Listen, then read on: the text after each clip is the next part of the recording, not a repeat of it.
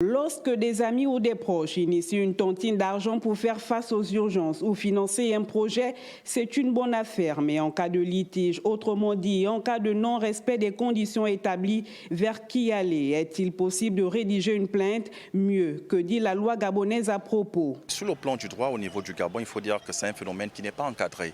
C'est-à-dire que c'est un phénomène qui n'est pas reconnu par la loi.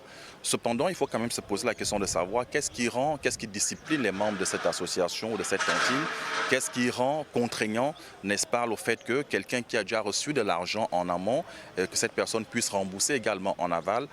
Ils sont tout simplement régis par un principe de droit qui stipule simplement que les conventions légalement formées. Nombreux sont ceux qui s'y engagent en s'appuyant sur la confiance, mais lorsque surgit un conflit, ils se dirigent tout de même vers les hommes de loi. Il est monnaie courante d'entendre que la mère tontine a fui avec l'argent de la tontine. Comment faire pour encadrer ça? Il est monnaie courante de dire que voilà, j'ai reçu de l'argent, mais j'ai perdu un parent. Lorsque vous octroyez un certain montant à une organisation ou une entité ou à une personne physique, il faut que cela soit encadré. Même pas acte sous signe privé, ça veut dire simplement que c'est un acte qui est signé, conclu entre des parties, sans pourtant que cela ne fasse l'objet d'un acte authentique, c'est-à-dire légalisé par l'autorité compétente. Certains évoquent des arrangements à l'amiable, mais rien de rassurant. Ce qui serait mieux, c'est de réfléchir sur la mise en place d'un cadre légal. S'il y a vide juridique en la matière, il appartient également aux juristes ou aux juges compétents de trouver une jurisprudence appropriée pour statuer sur la question.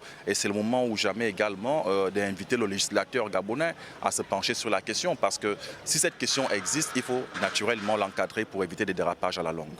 Ces banques informelles qui fonctionnent au risque et péril de ceux qui s'y engagent devraient attirer l'attention des pouvoirs publics sur la nécessité de légiférer.